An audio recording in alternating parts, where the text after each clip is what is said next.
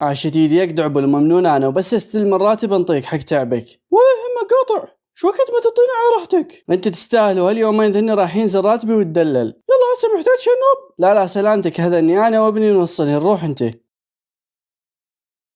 اوف شبيك؟ شو من جد ضايج ومقهور؟ هو ايش صاير؟ المفروض اليوم ينزل راتبه، شو بعد ما جت الرسالة؟ لا ضوج هسه راح تجيك، وهذا يعني تأخر راتب شوية. ما ظل صبر، احس تأخر سنة. لا يا معوض، صار لك شهر كامل وهسه على مود ساعتين ثلاث ما تصبر.